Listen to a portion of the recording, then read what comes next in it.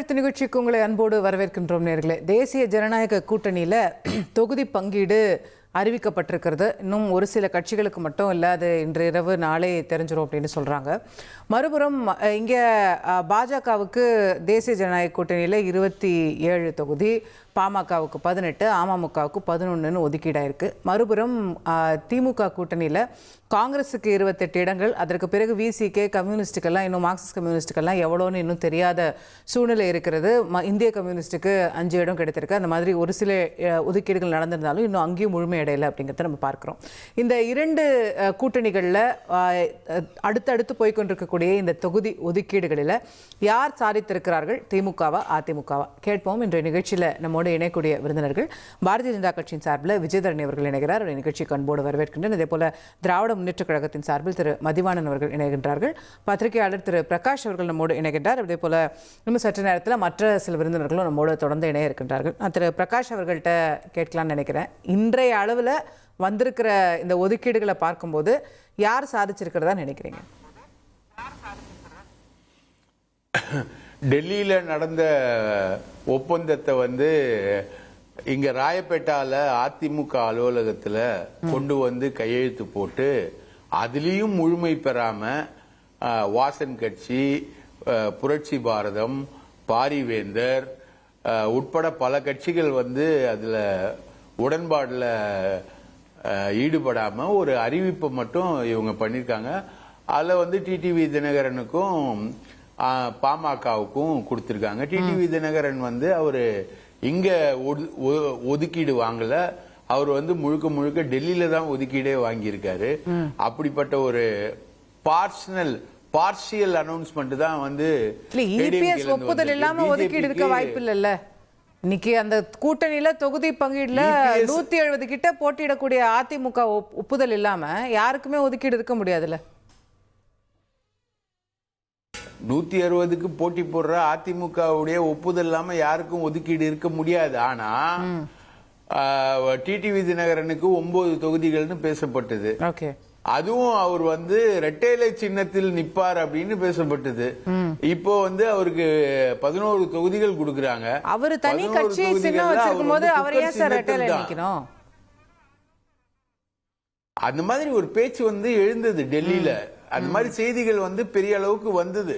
இல்ல இப்போ நீங்க ஒரு புரட்சி பாரதம் கட்சியை சொல்றீங்க, இல்ல ஐஜேகே சொல்றீங்க அப்படின்னா அவங்களுக்கு நிரந்தர சின்னம் கிடையாது. அப்போ அவங்கள நீங்க ஒருவேளை ரெட்டையில நிற்பாங்கங்கிற ஸ்பெகுலேஷன்ல நியாயம் இருக்கு. அமமுகக்கு ஏற்கனவே அறிவிக்கப்பட்ட சின்னம் இருக்குல்ல. இருக்கு. மதிமுகவுக்கும் அறிவிக்கப்பட்ட சின்னம் இருக்கு. ஆனா அவங்க 3 தொகுதியில உதயசூரியன்ல தான். மதிமுகவுக்கு இல்ல, தே லாஸ்ட் இட். இல்ல அதான பிரச்சனை. துரை வைகோ தீப்பெட்டி சின்னத்துல நின்னாரு, பம்பரம் இல்ல இப்ப அவங்களுக்கு. அமமுகவுக்கு எங்க இருக்கு சின்னம் சொல்லுங்க? அவங்க தே ஆல்சோ லாஸ்ட் இட். அவங்களுக்கு சின்னம் கிடையாது. அவங்க தேர்தல் கமிஷன் அவங்க பக்கம் இருக்கிறதுனால அவங்களுக்கு வேணா சின்னம் இருக்கலாமே தவிர மற்றபடி அவங்களுக்கும் சின்னம் கிடையாது. They lost it. But they are still contesting on குக்கர்னு வச்சுக்கோங்களேன். இது பார்ஷியல் அனௌன்ஸ்மெண்ட் தான். இப்ப புதன்கிழமை பிரச்சாரத்துக்கு போறாங்க, எல்லா வேலையும் பார்க்கணும். இன்னும் ஜி.கே. வாசனுக்கு எத்தனை தொகுதினே சொல்லவே இல்லையே. ஜி.கே. வாசன் தன்னுடைய அதிருப்தியை மிக கடுமையாக தெரிவிச்சுக்கிட்டு இருக்காரு. அவருக்கு 2 தொகுதின்னு தான் சொல்றாங்க. அந்த அதிருப்தியை அவர் 4 தொகுதி கேட்கிறாரு. அந்த அதிருப்தியை அவரு கடுமையா தெரிவிச்சுக்கிட்டு இருக்காரு. மற்றபடி நீங்க சொன்னீங்களே, இவர் தனி சின்னம், அவர் தனி சின்னம் தான் போட்டி போடுறாரு. பாரிவேந்தர் இண்டிவிஜுவல் சிம்பிள்ல தான் போட்டி போடுறாரு. அதுக்கான அறிவிப்பே வரலையே. டோட்டலா அதிமுக கூட்டணி இன்னுமே கம்ப்ளீட் ஆகல. இது இன்கம்ப்ளீட். எவ்வளவு நாளா பேசிக்கிட்டு இருக்காங்க. இது இன்கம்ப்ளீட்னா திமுக கூட்டணி என்ன? திமுக கூட்டணியில சிபிஎம் 5 நான் சொல்றேங்க உங்களுக்கு என்னன்னா இன்சைட் இன்ஃபர்மேஷன். சிபிஎம் 5 சீட், விடுதலை சிறுத்தைகள் 5 சீட், தேமுதிக 6 சீட். ரைட்டுங்களா? விடுதலை சிறுத்தைகள் 5+ 1 சீட் பாண்டிச்சேரியில. இவ்வளவுதான் ஃபைனலைஸ். இப்போ பிரகாஷ் சார் கொடுக்கிறது அதிகாரப்பூர்வ அறிவிப்பா எடுத்துக்கவா? உங்களுக்கு கைதாகும். பிரகாஷ் சார் கொடுக்கிறது அதிகாரப்பூர்வ அறிவிப்பா எடுத்துக்கவா? அதிகாரப்பூர்வமான அறிவிப்பு தான் from sources. இல்ல சார், இப்போ இதே மாதிரி இவங்களும் கணக்கு சொல்லுவாங்கல்ல, புரட்சி பாரதம் 2, IJK 2ன்னு இவங்க ஏதாவது கணக்கு சொல்லுவாங்க. அவங்க பிரஸ் மீட் வச்சு அனௌன்ஸ் பண்ணாதான் ஃபைனல். சொல்லலையே, இங்கேயும் ஃபைனல் ஆகல, அங்கேயும் ஃபைனல் ஆகல. அதுதானே நிலை. இல்லையே, அவங்க சொல்லலையே. பியூஷ் கோயல் திருச்சியில பேசினாரு, பியூஷ் கோயல் திருச்சியில 2 முறை பேசினாரு, அதுக்கப்புறம் மதுரையில பேசினாரு. அமித்ஷாவை 24 மணி நேர காத்திருப்புக்கு பிறகுதான் எடப்பாடி சந்திச்சாரு. சரி, ரைட்டுங்களா? இங்க அமித்ஷா வரும்பொழுது எடப்பாடி சந்திக்காம இங்க பிரச்சார இயக்கங்கள் நடத்தினதுனால சார் நம்ம பேசிட்டு இருக்கிற நேரத்துல நீங்க அமித்ஷா இல்ல சார், நீங்க அமித்ஷாவை பார்க்க 2 மணி நேரம் வெயிட் பண்ணாங்க, ஃபிளைட் பிடிச்சு போனாங்கன்னு சொல்லிட்டு இருக்கீங்க. இப்போ நம்ம பேசிட்டு இருக்கிற நேரத்துல விடுதலை சிறுத்தைகள் உயர்நிலை குழு கூட்டத்தை நடத்திட்டு இருக்காங்க. இந்த தேர்தலில் திருமாவளவன் அவர்கள் 2 நாள் முன்னாடி வெளிப்படையா தன்னுடைய அதிருப்தியை வெளிப்படுத்துறாரு, நமக்கு குறைவான தொகுதிகள் தான் கிடைக்குதுன்னு. அப்ப இங்க சிக்கல் இருக்கு, இங்க சிக்கல் இல்லன்னு நான் சொல்லல. நீங்க திமுக பக்கம் சிக்கலே இல்லன்னு சொல்றதே எனக்கு புதுசா இருக்கேன்னு கேக்குறேன் நான். இல்ல மேடம், திமுக பக்கம் அவங்க நிறைய புதிய கட்சிகளை சேர்த்திருக்காங்க, புதிய வரவுகள் இருக்கு. 2 புதிய கட்சிகளை சேர்த்திருக்காங்க சார். ஒன்னு தேமுதிக, ஒன்னு மக்கள் நீதி புரிஞ்சுக்குது. 2 புது கட்சி தான். ஆமாங்க, 2 புதிய கட்சி. அது இல்லாம காங்கிரஸ்க்கு அடிஷனலா கொடுக்கப்பட்ட தொகுதிகள் 3 + 2 + 6 எவ்வளவு ஆச்சு? 11 தொகுதிகள் அவங்களுக்கு ஷார்ட் டிஎம்கேக்கு. அந்த 11 தொகுதிகளை அவங்க சம பண்றாங்க. கூட்டணி கட்சிகளோட பேசி 6 தொகுதி சிபிஎம் போட்டிட்டு அதுக்கு 5 தொகுதின்னு சொல்றாங்க. சிபிஎம் கேட்டகாரிக்கலா சொல்லிட்டாங்கல்ல, நாங்கள் திமுக கூட்டணியை விட்டு வெளியேறவில்லை. எங்கேயாவது விடுதலை சிறுத்தைகள் நாங்கள் திமுக கூட்டணியை விட்டு வெளியேறோம்னு சொல்றாங்களா? ஒரே ஒரு கேஷுவாலிட்டி தான் சொல்லிருக்காரா வெளியேறோம்னு? வேல்முருகன் ஜிகே வாசன் சொல்லிருக்காரா? ஐஜேகே பாரியன் சொல்லிருக்காரா? யார் சொல்லிருக்காங்க சார்? இங்கேயும் யாரும் வெளியேறன்னு சொல்ல, அங்கேயும் யாரும் வெளியேறன்னு சொல்ல. இங்கேயும் இழுபறி, அங்கேயும் இழுபறி. சரி, 2யும் சொன்னா சரி. இழுபறின்ற இல்ல மேடம், 2 இழுபறின்னு நீங்க சொல்றது ஒரு டேர்ம். இது கொள்கைக்கான கூட்டணி, கொள்கைக்கான இழுபறி, கொள்கைக்கான அட்ஜஸ்ட்மெண்ட் தான் கொள்கைக்கான இழுபறி. ஆனா ஆமா, கொள்கைக்காக இழுபறி. சரி சரி. ஆமா, நான் 5 சீட்டா 6 சீட்டாங்கிறது கொள்கை இழுபறி தானே சார்?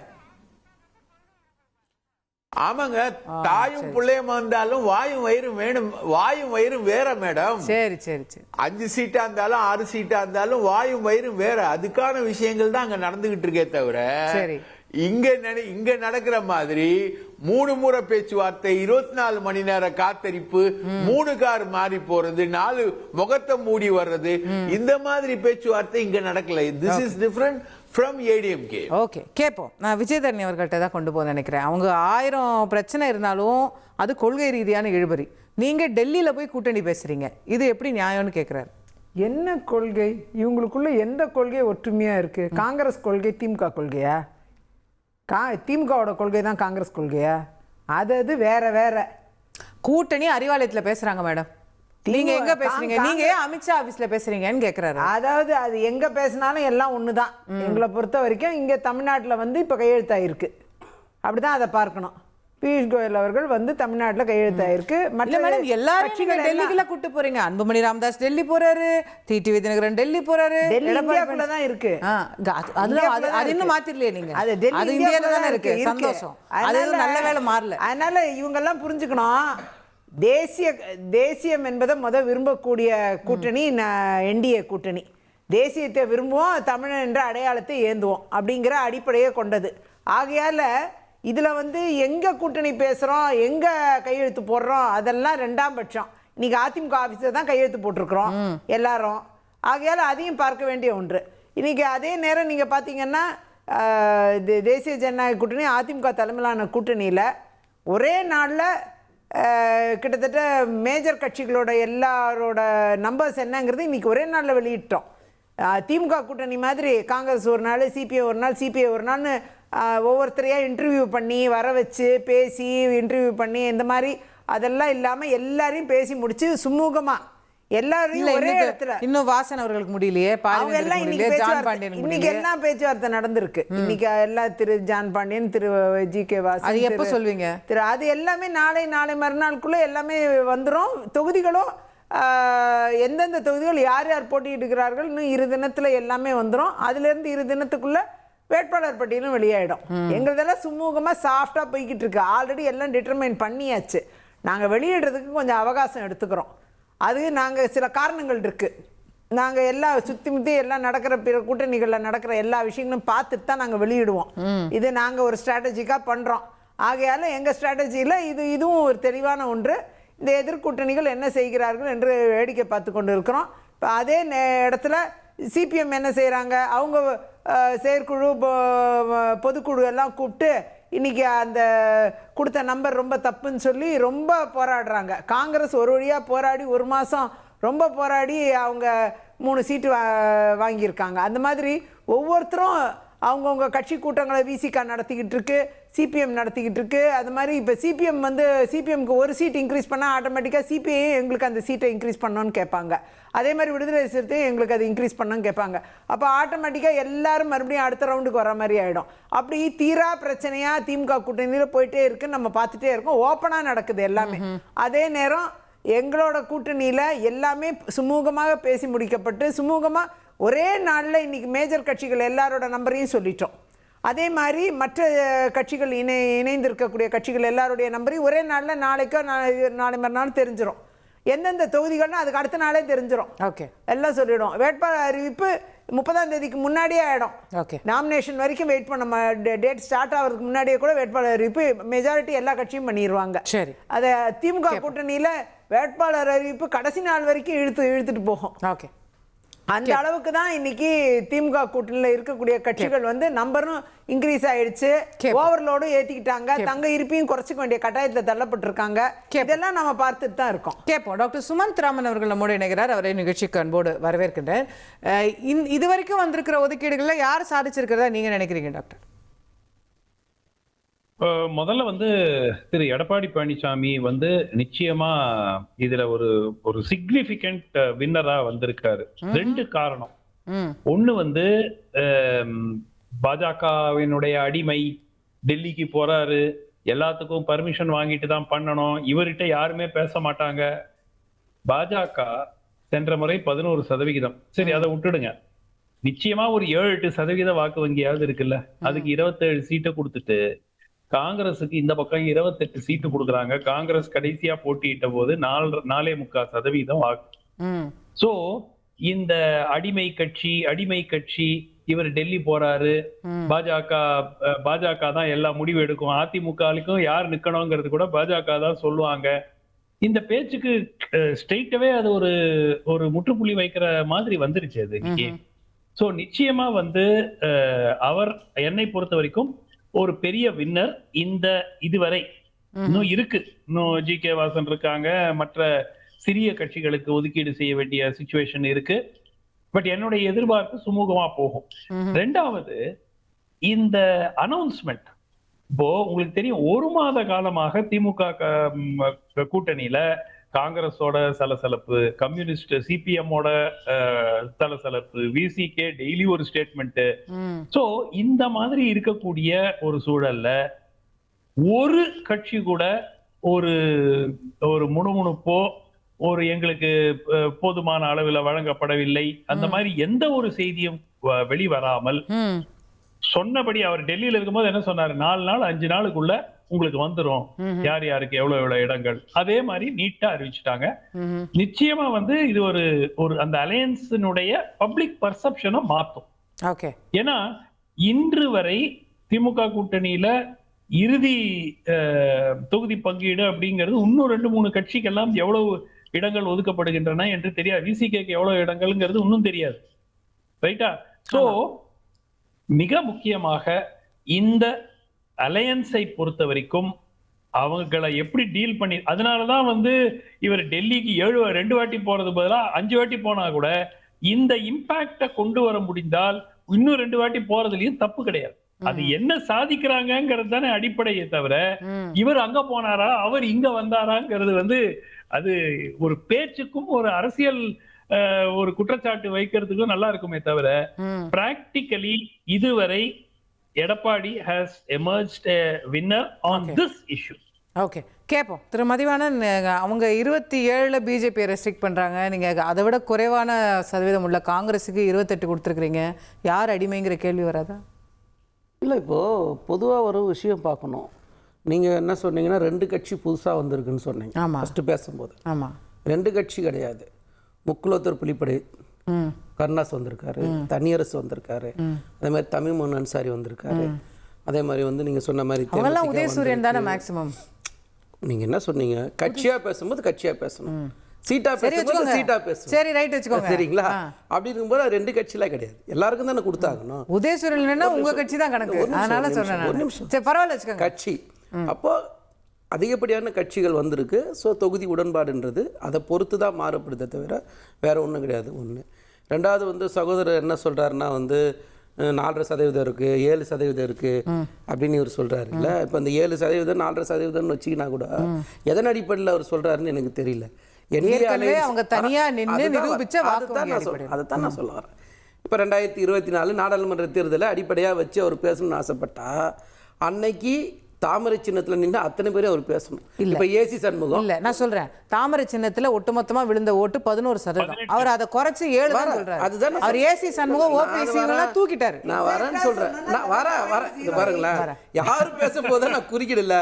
நான் என்ன சொல்ல வரேன்னு கேட்கறதுக்கு பொறுமை இல்லைன்னா நான் ஒன்றும் பண்ண முடியாது. ஒண்ணு. அப்போ இது எல்லாம் நீங்க கணக்கு பண்ணணும். அதெல்லாம் கணக்கு பண்ணி 7 சொல்றாரு. சொல்லி முடிக்கலையே. இதெல்லாம் நீங்க கணக்கு பண்ணிட்டு அதுக்கப்புறம் நம்ம பிரிச்சு பேசுதுன்னு சொன்னா தேர்தலே திரும்ப நடத்தணும். பாஜக தனியா நிக்கணும். அவர் என்ன சொன்னாரு, காங்கிரஸ் 40 தொகுதியில் நின்றுச்சு, இல்லை 240 தொகுதியில் நின்றுச்சு, அதை வச்சு தானே சொல்றாரு. அப்படி பாஜக தனியா நின்றுச்சுன்னா ஒரு வேலை 2% ஓட்டு வாங்குதா, 1.5 ரெண்டையும் விட்டுருங்க. சரி, ரைட், கரெக்ட். இல்ல, நீங்க சொல்றதே சரின்னு எடுத்துக்கிறேன். பாஜகவுக்கு 2% ஓட்டுனே வச்சுக்கோங்க, போதுமா? இல்ல அதை விட கம்மியா வச்சுக்கலாமா? வர முடிக்கிறேன். அடுத்த கேள்வி வருதான் பார்க்கணும். நீங்க சொல்றது ஒத்துக்கிட்டேன். நீங்க ஒத்துக்கலாம் வேண்டாம். வருதான் முதல்ல பார்க்கணும். பார்த்ததுக்கு அப்புறம் அதை விவாதம் பண்ணுவோம். எப்படி பார்த்தாலும் நீங்க காங்கிரஸ்க்கு கூட கொடுத்தீங்களா, கொடுக்கலையா? காங்கிரஸுக்கு கூட கொடுத்தமா குறைச்சு கொடுத்தமான்றது தலைமையும் தலைவரும் முடிவு பண்றது. அதுக்குள்ள விவாதம் பண்றதுக்கு நான் தயாரா. ஆனா என்ன நீங்க பேசிட்டு இருந்தீங்க, பிஜேபி 40 தொகுதி கேக்குறாங்க, 60 தொகுதி கேக்குறாங்க, எடப்பாடி கைய முறுக்குறாங்க, எடப்பாடி கிட்ட இருந்து வாங்கிடுவாங்க. ஒரு நிமிஷம், நாங்க திமுக இருந்து யார் அந்த மாதிரி பேசணும்? நாங்க எங்க செய்தி தொடர்பாளர்களோ எங்க கட்சி தலைவர்களோ தலைமையில இருந்து யாராவது பேசினாங்களா? யாராவது பேசலாம். நாங்க திராட விவாதங்கள்ல பேசி நாங்க பேசல. நான் திரும்ப சொல்றேன், யாராவது பேசுறது நான் பொறுப்பு ஆக முடியாது. நாங்க பேசினா சொல்லுங்க, அதுக்கு நாங்க பதில் சொல்றோம். அதுல மாற்று கருத்து கிடையாது. ஆனா எதுக்காக வந்து கட்சி ஆபீஸை நான் பார்க்க போறேன்னு சொல்லிட்டு கட்சி மூடின்னு போய் பார்க்க வேண்டிய அவசியம் இல்லைல்ல. நேரடியா சொல்லிட்டு போயிருக்கலாமே தான் நாங்க அன்னைக்கு சொன்னோம். நீங்க ஏன் பிஜேபி போய் பார்த்தீங்கன்னு நான் கேட்கல. அதை வெளிப்படையா தமிழ்நாடு எதிர்கட்சி தலைவராக இருக்கிறீங்க, மக்கள் நலன் சார்ந்து நாங்க போகணும், மக்கள் கொள்கைக்காக இதெல்லாம் கேட்கறதுக்காக போகணும் சொல்லிட்டு போங்களேன்னு தான் சொன்னோம். நீங்க அது போக தயாரா இல்லை. ஒன்று. ரெண்டாவது, நீங்க வந்து அமித்ஷா முன்னேற்ற கழகமா மாறினாலும் சரி, இல்லை டெல்லியில் உங்களோட கிளை ஆஃபீஸை வச்சிருந்தாலும் சரி, அதை பற்றிலாம் எங்களுக்கு கவலை கிடையாது. எங்களோட கேள்வி என்னன்னா, தமிழ்நாடு நலன் சார்ந்து எடப்பாடி பழனிசாமி என்ன பேசினாரு, என்ன செஞ்சாரு தான் நாங்கள் கேட்குறோம். வேற ஒன்றுமே கேட்கல. இப்போ நம்ம தொகுதி பங்கீடு பற்றி அதுதான் நான் சொல்ல வரேன். இப்போ நீங்கள் தொகுதி பங்கீடுன்னு வரும்போது யார் சாதிச்சா யார் சறுக்குனா அப்படின்னு சொல்லும் போது திமுக தான் சாதிச்சது. யார் சாதிச்சதுன்னா அதிகப்படியான கட்சிகள் வந்திருக்கு. எந்த விதமான பிரச்சனைகளும் இல்லாமல் தொகுதி உடன்பாடு முடிச்சிருக்கோம். எங்க முடிச்சிருக்கீங்க? நீங்க மார்க்சிஸ்ட் முடியல, பிசிகே முடியல, மக்கள் நீதி மய்யம் முடியல. இல்ல, நாமினேஷனே இன்னும் ஸ்டார்ட் ஆகல. சரி, எத்தனை நாள் இருக்குது? நாமினேஷன் ஸ்டார்ட் ஆற வரைக்கும் இழுக்கும் போல. என்ன ஒரு வாரம் இல்ல இல்ல 30ஆம் தேதி வரைக்கும் போகும். இப்போ என்ன அவசரம்? அதுல ஏதாவது அவசரம் இருக்கா? இல்ல அவசரம் இருக்கான்னு சொல்லு. இல்ல ஒரு நிமிஷம் இல்ல, எனக்கு இன்னும் நீங்க ஒரு வாரம் எடுத்துட்டீங்கன்னா நல்லது. பாட்டுக்கு டிபேட் ஓடும். ஒன்னும் பிரச்சனை இல்ல. நாங்க என்ன சொல்றோம்னா, இப்போ அண்ணன் வீரபாண்டியன் வந்து வெளியில வந்து என்ன சொன்னாரு, திருப்தியா சந்தோஷமா கூட்டணி உடன்பாடு முடிஞ்சதுன்னு சொன்னார். இவ்வளவுதான், முடிஞ்சு போச்சு. அதை கடந்து வந்து அவங்க அப்படி சொன்னாங்க இவங்க இப்படி சொன்னாங்கன்றதெல்லாம் வந்து அதை விவாதம் பண்ணுறதே எனக்கு உடன்பாடு இல்லை. அதே மாதிரி அண்ணன் திருமாண்ணன் பேசுனதை பற்றி சகோதரர் சொன்னார்ல. அப்போ நாங்கள் என்ன சொல்கிறோம்னா, இந்த கூட்டணி உருவானதில் அண்ணன் திருமாவுக்கு வந்து மிகப்பெரிய பங்கு உண்டு. ஏன்னா இந்த தேர்தலுக்காக மிகப்பெரிய பங்கு உள்ளவருக்கு நீங்க ஒவ்வொரு லைன் நான் என்ன சொன்னேன், அப்படி உருவாக்கப்பட்ட இந்த கூட்டணி மக்கள் நலன் சார்ந்து தான் உருவாக்கப்பட்டது, தேர்தலுக்காக உருவாக்கப்படல. நீங்க சொல்றீங்கல்ல தேர்தல் வேற கொள்கை வேற கூட்டணி வேறன்னு சொல்றீங்க. ஆனா அண்ணன் திருமா அவர்கள் வந்து தெளிவா சொன்னார் 2017 மக்கள் நலனுக்காக மதசார்பற்ற முற்போக்கு கூட்டணியை உருவாக்கணும்னு அன்னைக்கு சொல்லியிருந்தேன். அதுதான் இன்னைக்கு வரைக்கும் எல்லாரும் ஃபாலோ பண்றாங்க. மக்கள் நலனுக்காக ஏன் திருமா மட்டுமே விட்டு கொடுக்கணும், ஏன் திமுக விட்டு கொடுக்க கூடாது? நீங்க தொகுதி உடன்பாடு முடிஞ்சதுக்கு அப்புறம் பாருங்க யாரெல்லாம் விட்டு கொடுத்துருக்காங்க. ஏன் அதுக்குள்ள அவசரப்படுறீங்கன்ற உங்களுக்கு உடனடியா பிரேக்கிங் நியூஸ் வேணும்ன்றதுக்காக நீங்க அவசரம். அவர்தான் போராடி பெற வேண்டி இருக்கிறதுன்னு அவர் பேசுறாரு, அதை வச்சுதான் நான் கேட்கிறேன். அவர் எங்க பேசினாரு? ஏன்னா அவர் வீடியோ வெளிப்படையா போராடி தொகுதிகளை பெற வேண்டி இருக்கிறது, போராடி வேட்பாளர் பண்ணி. இல்ல இப்ப நான் கேக்குற கேள்வி உங்களுக்கு நான் திரும்ப வேணா கேக்குறேன். அவர் வந்து உட்கட்சி கூட்டத்துல பேசுறாரு, பொதுக்கூட்ட மேடையில பேசல. அவர் வீடியோ வெளியே வந்திருக்கு. அது வரட்டும், அது ஒண்ணும் தப்பு இல்லையா? இப்போ எங்களுக்கு கட்சியில நாங்க இருக்கிறோம், எங்க கட்சியிலேயே வந்து ஒரு நிமிஷம் பேசது விட்டாதுண்ணா. இப்ப எங்க கட்சியிலேயே கூட்டணியில இருக்கீங்க, எங்களுக்கு ஒரு தொகுதி வேணும்னு நாங்க ஆசைப்படுறோம், அதை கூட்டணி விட்டு கொடுக்குறாங்கல்ல, அந்த மாதிரி தானே நீங்க விட்டு கொடுக்குறதுன்றது. அது எப்படி நீங்க அதையே ஒரு குதர்க்கமா யோசிச்சா அதுக்கு நாங்க பதில் சொல்ல முடியாது. அண்ணா ஒருத்தர் வெளிப்படையா பேசல, உட்கட்சி கூட்டத்துல பேசுறது.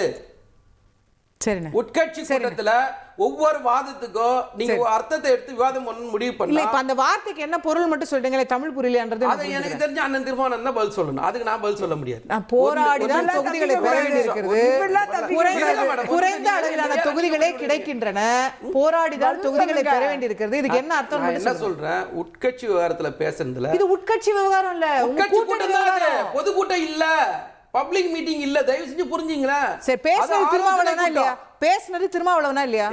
அவங்க கட்சி அவரோட கருத்து தானே அது. அவங்க கட்சி அவருக்கு அப்படி ஒரு கருத்து இருக்கா இல்லையா? நம்ம எங்க கட்சி அவருக்கு அப்படி ஒரு கருத்து இருக்கா இல்லையா? அந்த கருத்துக்கு என்னன்னு தானே கேள்வி. ஒரே நிமிஷம் நான் தான் சொல்றேன். எங்க கட்சிக்குள்ள நடக்கிற ஒரு கூட்டத்துல நாங்க என்ன பேசுறோமோ அதை விவாதம் பண்ணவே முடியாதுன்ற முதல் விஷயம். அவங்க கட்சிக்குள்ள நடக்கிற கூட்டத்துல இது வெளியே வரணும்னு நினைச்சனால தான் சார் அவங்க வீடியோவே வெளியிடுறாங்க.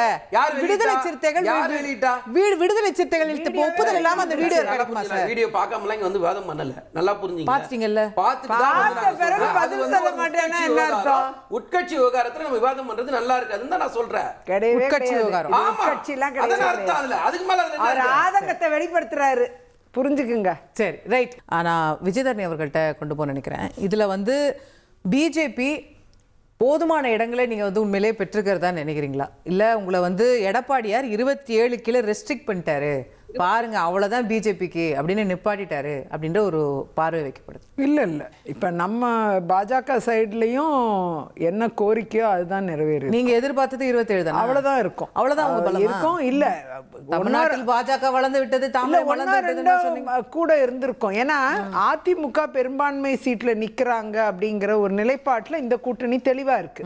அதுல மாற்று கருத்து, அதுல எந்த மாற்று கருத்தும் இல்ல. அங்க திமுக பெரும்பான்மை, இங்க அதிமுக பெரும்பான்மை இல்ல. ஏன்னா கூட்டணிக்கு தலைமை தொகுதிகள் பத்தி காங்கிரஸ் 28 தொகுதி வாங்குது, நீங்க 27 தான் வாங்க முடியுதுன்னா உங்க பலவீனத்தை தானே காட்டுது. அதெல்லாம் பலவீனம்லாம் கிடையாது. ஜெயிக்க முடிந்த எல்லா தொகுதிகளையும் பாஜக பெற்று இருக்கு. அந்த அளவில் வந்து அதிமுகவோட உள்ள அந்த மற்ற கட்சிகளோடையுள்ள அட்ஜஸ்ட்மெண்ட்டும் இருக்குது.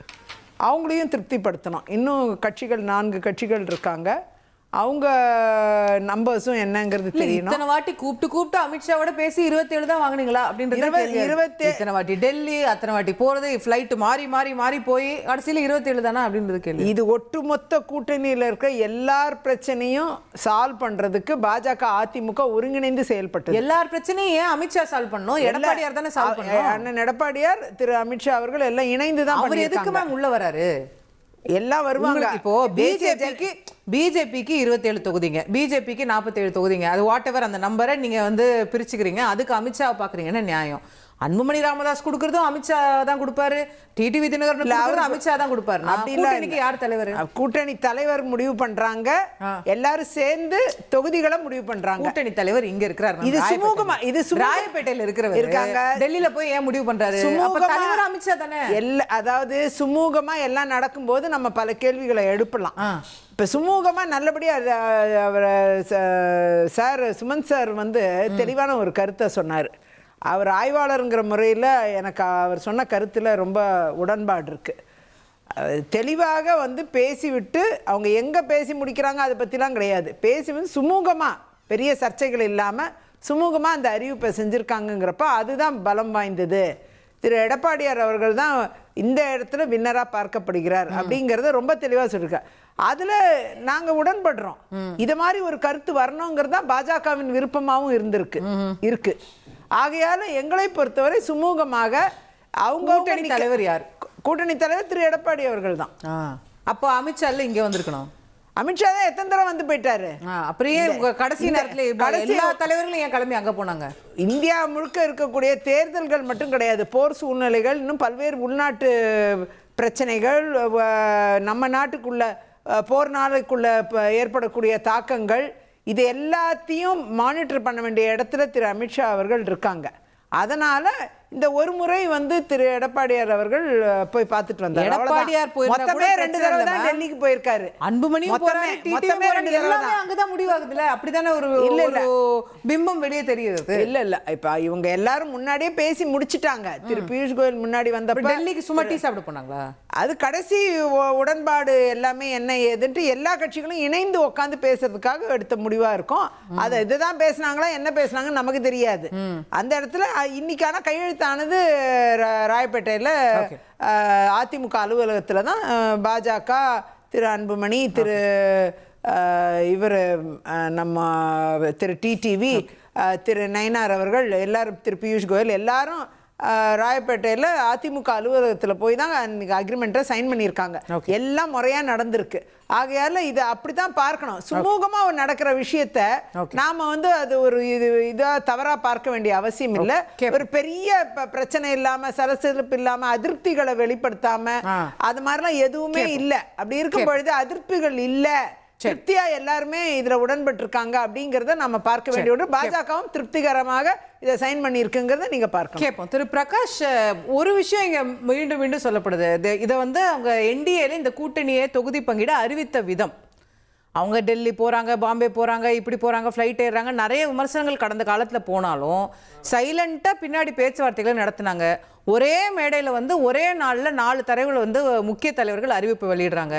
ஆனால் திமுகவில் பாருங்க, திடீர்னு வீரபாண்டியன் வந்து ப்ரெஸ் மீட் கொடுப்பாரு, மார்க்சிஸ்டில் ப்ரெஸ் மீட் கொடுப்பாரு, திரும்ப உயர்நிலை கூட்டம் நடத்துவார். இந்த தொடர் குழப்பங்கள் இல்லாமல் ஒரு சைலண்டாக நீட்டாக முடிக்கிறாங்கன்ற பார்வையை ஏற்றுக்கிறீங்களா? நீங்க வந்து திருமா வந்து வீடியோல பேசுறத வந்து பெருசா பேசுனீங்க. அதே மாதிரி சுமன் சார் வந்து எடப்பாடிக்கு இது வெற்றின்னாரு. ஆனா எடப்பாடி கனவு கண்ட கூட்டணி இது கிடையாது. ஓஹோ. இதே திருமா வீடியோவை பத்தி நீங்க பேசும்போது ஆதவ் அர்ஜுன் வந்து பேசின வீடியோவையும் நீங்க கணக்கில் எடுத்துக்கணும். ஆதவ் அர்ஜுன் என்ன சொன்னாரு? 90 சீட்டு கொடுப்பேன், 2.5 வருஷம் நீங்க சிஎம், 2.5 வருஷம் விஜய் சிஎம், இப்படிலாம் பேரம் பேசினாங்கன்னாங்க. ஆதவ் டிவிகே ஓட எதிரி திமுகவா இருக்கும்போது ஆதவ் அர்ஜுன் சொன்னது யார? அதிமுகவையும் பாஜகவையும் தானே ஆதவ் அர்ஜுன் சொன்னாரு. வேற யாரு அவங்களுக்கு ஆசை காட்டி இருக்க முடியும் ஆதவ் அர்ஜுனுக்கு? சோ இது வந்து இவங்களுடைய கனவு கூட்டணி. இந்த கூட்டணி நடக்கிறதுக்காக தான் திருச்சிக்கு வந்த பியூஷ் கோயல் தவிர்க்கப்பட்டாரு, 2 முறை தவிர்க்கப்பட்டாரு. மதுரைக்கு வந்த பியூஷ் கோயல் தவிர்க்கப்பட்டாரு. அதுக்கப்புறம் டெல்லிக்கு போறாங்க. இவங்களுக்கு எதிராக உருவான கூட்டணி தான் வந்து சசிகலா ராமதாஸ் கூட்டணி. அந்த கூட்டணியை நீங்க அண்டர் எஸ்டிமேட் பண்ண முடியாது. அது தென் மாவட்டங்களை முழுக்க தோற்கடிக்கக்கூடிய ஒரு வியூகத்துல சசிகலா வந்து இறங்கி இருக்காங்க. ரைட்டா? இதுல எப்படி எடப்பாடி வெற்றி பெற்றாரு? எடப்பாடி எங்க வெற்றி பெற போறாரு? வாய்ப்பே கிடையாது. ஆகவே இது வந்து அதிமுகவின் கனவுகள் நிராகரிக்கப்பட்ட மிச்சமான கூட்டணி தான் இப்போ வந்திருக்கு. ஃபர்ஸ்ட் சாய்ஸ் இது இல்லன்றீங்க. கேட்போம். அதிலும் பாஜக வந்து டிடிவி உட்பட எல்லாருக்கும் சேர்த்து கேட்ட கூட்டணி எண்ணிக்கை தான் 50. புரியுதுங்களா?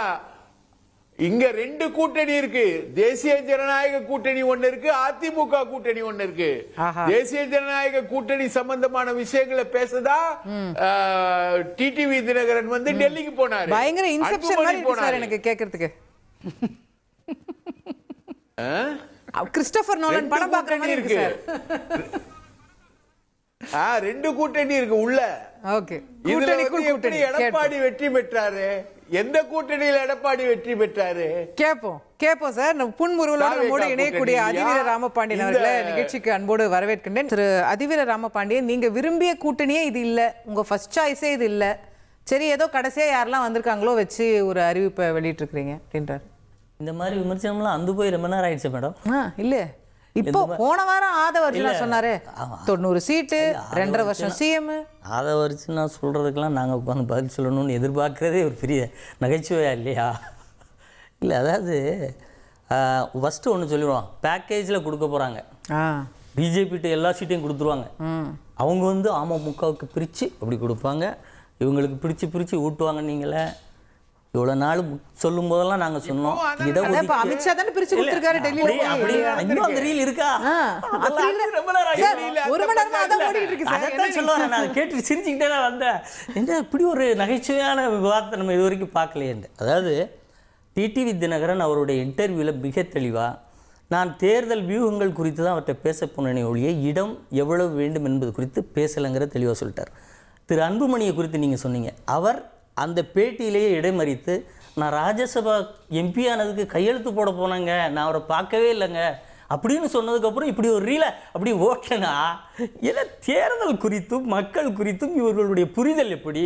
ஒட்டு மொத்தமாகவே இப்படியே பேசிக்கிட்டே காலத்தை ஓட்ட முடியும். நான் இந்த பல விவாதங்களை சொல்லியிருக்கேன். எத்தனை பேர் என்ன சொன்னாலும் பார்கெனிங் பண்ணுவதில் அதிமுக தன்னுடைய தனித்தன்மையோடு சிறப்பாக செயல்படும் என்பதை மீண்டும் சொல்லியிருக்கிறார். எந்தெந்த கட்சிக்கு எவ்வளவு ஸ்ட்ரென்த்து, அவர்களை எப்படி பயன்படுத்தி தேர்தலில் வெற்றி காண வைக்க முடியும் என்பதை மிக தெளிவாக சொல்லியிருக்கிறார். அதுபோக எங்களிடம் ஒரு டிசிப்ளின் இருக்குது. எப்படின்னா, யார் யாருக்கு அதிகப்படியமாக கொடுத்தோமோ அந்த ஆர்டரில் கொடுத்துட்டோம். அதற்கு அடுத்து என்னென்ன ஆர்டரில் கொடுக்க போகிறோங்கிறது தெளிவாக காமிச்சிருக்கோம். ஆனால் நீங்கள் 2 சீட்டு 3 சீட்டு உள்ள இஸ்லாமிய தோழர்களை கூப்பிட்டு வந்து நாங்கள் சொன்னதெல்லாம் கேட்டுக்கணும்னு ஒரு செய்தியை தான் கொடுத்தீங்களே ஒழிய கூட்டணி பேச்சு நடத்தலை. அதுக்கப்புறம் ஒவ்வொருவரிடம் காங்கிரஸை கூப்பிட்டீங்க. காங்கிரஸ்கிட்ட கிட்டத்தட்ட 3 தொகுதிகளுக்கு எங்கிட்ட ஒரு மணிக்கணக்கில் போனது இன்னும் முடிவடையவில்லை. அவர் தமாகவுக்கு கொடுக்கவில்லை, இன்னும் இருக்கக்கூடிய ஜான் பாண்டியனுக்கு கொடுக்கலை. தொகுதி போட்டு நான் 72 நாளாக ஹோட்டலில் வந்து தங்கி பாவம் டீ காஃபி மிச்சர் போண்டா சாப்பிட்டுட்டு கூப்பிடுங்க 72 நாளாக பேசினேன். கூட்டணியே நல்ல கூட்டணியா, நல்ல பேச்சுவார்த்தையா, அதுலேயும் 3 சீட்டை வாங்கிட்டு போயிட்டாங்க. நாங்கள் எப்படி தெரியுமா, எங்கள் கூட்டணி கொள்கை கூட்டணிங்க. தேசிய கட்சிகள்லாம் வளர விட மாட்டோங்க, மாநில உரிமைக்கு தான் முக்கியம் கொடுப்போம். ஆனால் மதிமுகவுக்கு 4 சீட் கொடுத்து 3 சீட்டில் நாங்கள் நின்றுவோம். காங்கிரஸுக்கு 3 சீட் கொடுத்துருவோம். எங்களுடைய மாநில உரிமை. நாங்கள் பிளான் பண்ணுறது பார்த்தீங்களா, பேசுகிறது வேறு மாதிரி பேசுவோம், ஆனால் கொடுக்கும்போது நீங்கள் செயலில் பார்த்துக்கிட்டிங்களா எப்படி கொடுக்குறோம். இது மாதிரி இன்னும் இப்படி இந்த ரீல் ஓடி இவ்வளவு தெளிவாகவும் தீர்க்கமாகவும் எங்களுடைய கூட்டணியை எப்படி புரட்சித் தலைவர் அம்மா இருந்த காலத்தில் நடத்தி இருப்பார்களோ அதற்கு சற்று குறைவில்லாமல் இந்த தொகுதி பங்கீட்டில் மிகச்சிறப்பாக கையாண்டிருக்கோம். அதிமுக தலைமை கழகத்துக்கு இவர்கள் வரவில்லை, இவர்களை மதிக்கலை, வந்துட்டாங்க, வந்து சைன் பண்ணிட்டு போகிறாங்க. இன்னும் அன்புமணி அவர்கள் மிக தெளிவாக அப்படியெல்லாம் இல்லை. இன்னும் அதையும் தாண்டி மேடம், திமுகவிடம் தொகுதி வாங்கிவிட்டு சந்தோஷமாக இருக்கிறோம் என்று வார்த்தை சொன்னது எந்த தலைவருடைய உடல் மொழியாவது அதை வெளிப்படுத்தியதா? ஆனால் இன்றைக்கு இவர்கள் இருந்தவர்களிடத்தில் மிக தெளிவாக எவ்வளோ ஒரு அக்வைண்டன்ஸ், நீங்கள் என்னென்ன மொழியில் எவ்வளோ வாய்ப்புகள், நீங்கள் ஸ்டாலின் குறித்து இவ்வளோ பத்திரிகையாளர்கள் இவ்வளோ இணக்கமாக போய் இத்தனை கேள்விகள் கேட்க முடியுமாலாம் தெரியல. என்ன கேள்வி வேணாலும் கேளுங்க, எல்லாத்துக்கும் அட்ரஸ் பண்ணுறாங்க.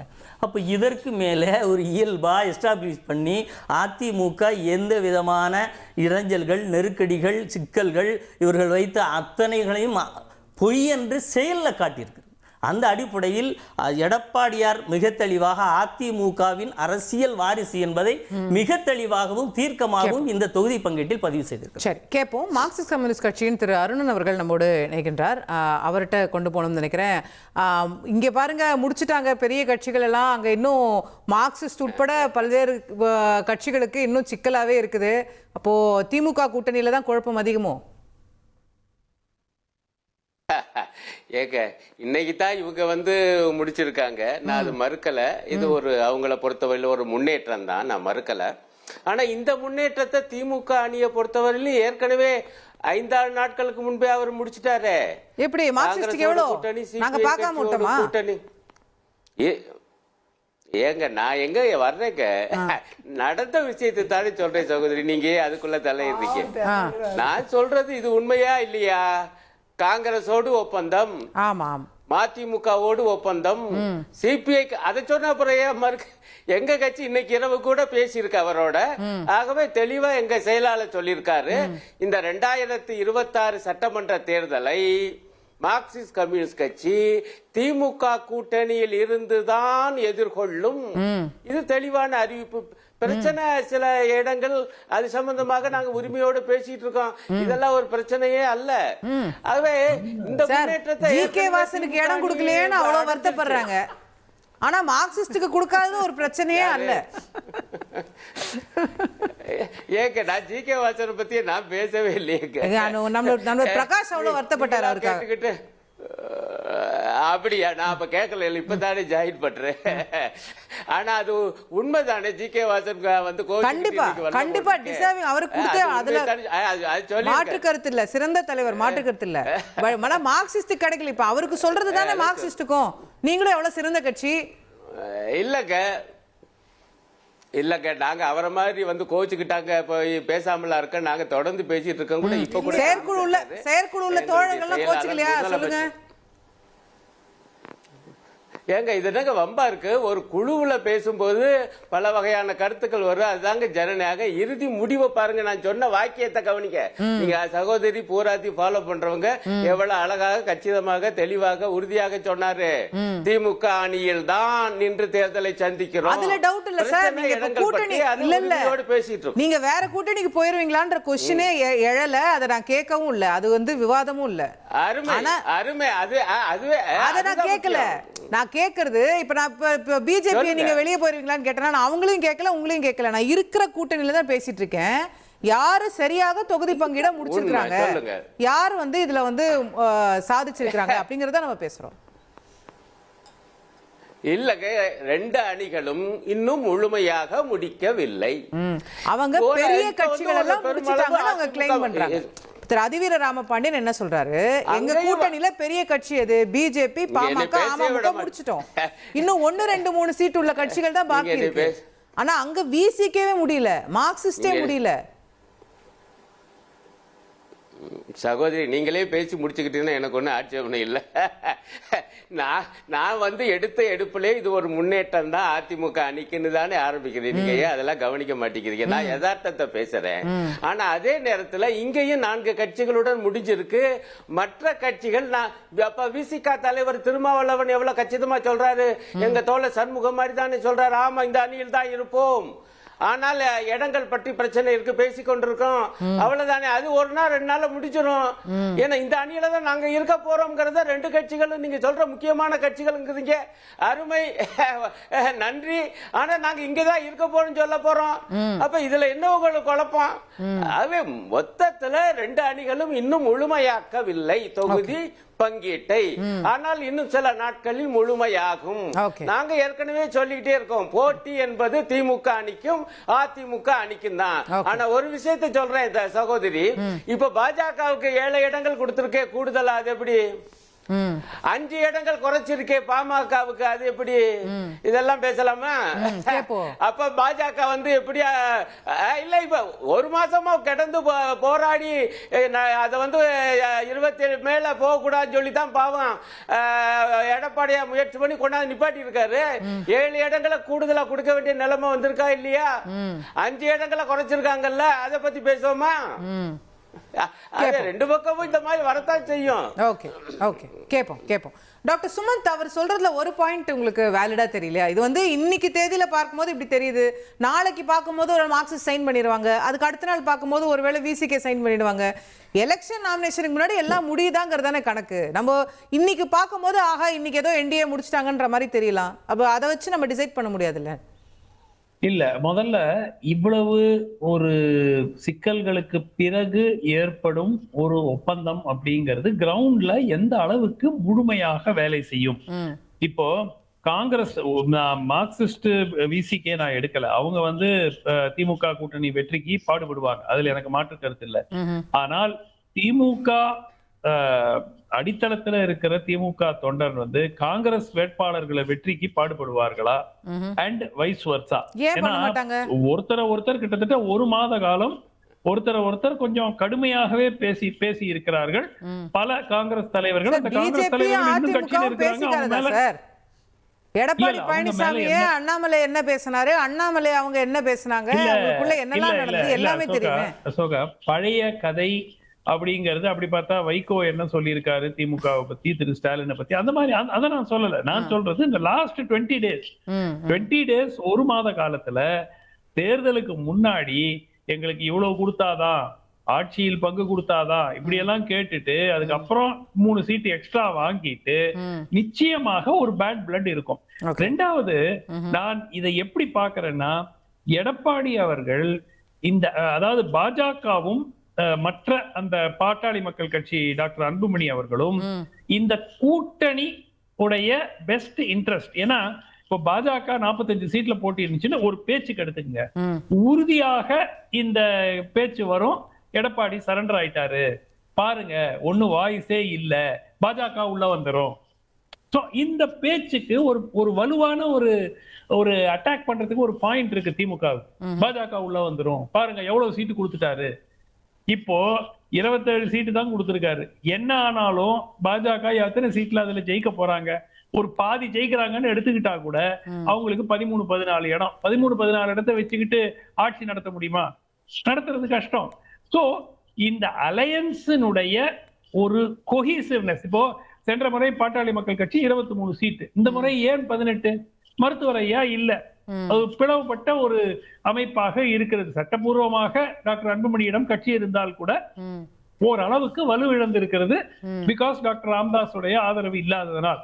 அதனால நிச்சயமாக இது வந்து ஒரு ஸ்ட்ராட்டஜிக்கா அலையன்ஸுக்கு எது பெஸ்ட் இன்ட்ரெஸ்ட் இருக்கோ அதை நோக்கி முடிவுகள் எடுக்கப்பட்டிருக்கின்றன.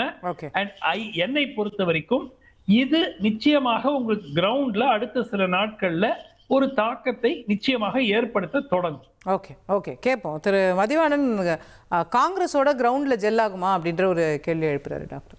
இல்லை, அது அவரோட விருப்பமா இருக்கும். எங்களை பொறுத்த வரைக்கும் ஏதோ சண்டை போட்டாங்க அப்படின்னு ஏதோ சொன்னாரு. யாரோ ஒருத்தர் தனி மனிதர்கள் பேசுனதுலாம் இங்கே யாருமே பதில் சொல்லவே இல்லை. கட்சி தலைவர் என்ன பேசுனாங்க, கட்சி மாநில தலைவர் என்ன பேசினாரோ அது மட்டும் தான் எங்கள் கருத்தை தவிர மற்றவங்க பேசுனா எந்த விதமான கருத்தாகவும் யாருமே எடுத்துக்கல. யாருமே அது பெருசாக வந்து ரியாக்ட் பண்ணவே கிடையாது. அவர் சகோதரர் வந்து ஜெல்லாகாது அப்படின்னு நினைச்சாருன்னா, அரசியலை பொறுத்த வரைக்கும் கட்சி தலைமை முடிவு பண்ணதுக்கப்புறம் திமுகவில் எல்லாரும் கட்டுப்பட்டு வேலை செய்வாங்களே தவிர அதில் எந்த விதமான மாற்று கருத்தோ சந்தேகமோ தேவையே இல்லை. வெறும் 3 கட்சிக்கு தொகுதி உடன்பாடு பண்ணியிருக்கீங்க, நாங்கள் 6 கட்சிக்கு தொகுதி உடன்பாடு பண்ணியிருக்கோம். உங்களோட 2 மடங்கு அதிகமாக தான் இருக்கிறோம். முதல்ல ஒரு விஷயம். அதே மாதிரி வந்து சகோதரர் பேசும்போது 4 தொகுதி கொடுத்துட்டு 3 தொகுதியில் நிற்க வைக்கிறாங்க, ஒரு தொகுதியில் சொந்த சின்னத்தில் நிற்க வைக்கிறாங்க. அது அண்ணன் வைகோ முடிவு பண்ணது. இங்க வந்து நீங்க ஒரு விஷயம் தெளிவா முடிவு அவர் முடிவு பண்ணி நான் ஒண்ணே ஒண்ணு நின்னுக்கிறேன், மிச்சம் எங்க கட்சியில ஒரு நிமிஷம் சுமன், நீங்க பேசும்போது குறுக்கிடவே இல்லை சுமன். நீங்க என்ன நீங்க எல்லாத்துக்கும் ரன்னிங் கமெண்ட் பண்றீங்க? ஒரு டவுட் கேக்குறேன். இல்ல டவுட் அப்ப சேர்த்து வச்சுக்கங்க, ஒண்ணும் பிரச்சனை இல்ல. யார் ரன்னிங் கமெண்ட்? அதாவது இங்க ஜனநாயகம் இருக்கு, உங்ககிட்ட ஜனநாயகம் இல்ல. நீங்க மொத்தமா எழுதி கொடுத்துட்டு வந்துட்டீங்க, அப்புறம் உங்ககிட்ட என்ன இருக்காங்க புரியல. யார் சின்னத்துல போட்டிடுறாங்க? அவங்க தாமரை சின்னத்துல போட்டிடுறாங்களா? எப்படி எழுதி கொடுத்தாங்க? அதிமுக வந்து ஏன் முடிவு பண்ணிச்சு? 5 தடவை ஏன் போய் கூட்டணி பேசுனீங்க? நான் வந்து என்டிஏக்குள்ள கூட்டணி இருக்கிறேன். இதெல்லாம் யார் பேசுறது? நாங்களா பேசணும்? நீங்க தானே பேசுனீங்க. எங்க கட்சியில யாராவது அந்த மாதிரி பேசுனாங்களா? யாராவது போய் டெல்லியில போய் பேச்சுவார்த்தை நடத்தினாங்களா? யாரா இருந்தாலும் முதல் சுற்றா இருந்தாலும் 2 சுற்றா இருந்தாலும் 3 சுற்று இருந்தாலும் அறிவாலயத்தை தான் நாங்கள் பேச்சுவார்த்தை நடத்தினாங்க. உங்களை மாதிரி முதல் நாளில் வந்து ஹோட்டலில், 2வது நாளில் எடப்பாடி வீட்டுக்கு, 3வது நாள் வந்து திரும்ப டெல்லியில், 4வது நாள் திரும்ப திருச்சியில், 5வது நாள் திரும்ப உங்கள் கட்சி, அப்படிலாம் யாரும் பேசல. யாருமே பேசல. ஒரே ரவுண்டு தான் பேசினாலும் 2 ரவுண்டு பேசினாலும் ஒரு நிமிஷம் சுமந்த், என்ன நீங்க கனிமொழி மேடம் டெல்லி போனாங்க, கனிமொழி அவர்கள் போனாங்கல்ல, ஒரு நிமிஷம். அதாவது அன்னைக்கு பார்லிமெண்ட் நடந்து இருந்தது, இதுக்காக ஃபிளைட் புடிச்சு நாங்க வந்து காசிக்கு போறோம். டெல்லியில இல்லனே கேள்வி கேக்குறீங்க, பதில் சொல்ல விட மாட்டீங்க. ராகுல் காந்தி ஒரு நிமிஷம் இருங்க, ராகுல் காந்தி ஒரு நிமிஷம். அப்போ நான் உங்களை மாதிரி வந்து தப்பான தகவல் சொல்லிட்டு பொய் சொல்லிட்டு நாங்கள் கட்சி ஆஃபீஸருக்கு போகிறோன்ட்டு போகலையே.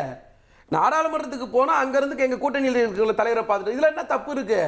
ஒரு நிமிஷம். தப்பே கிடையாது. ஒரு நிமிஷம். திரும்ப பார்த்துட்டு வந்துட்டு கட்சி பத்தி நாங்க மூடிட்டு வரலையே.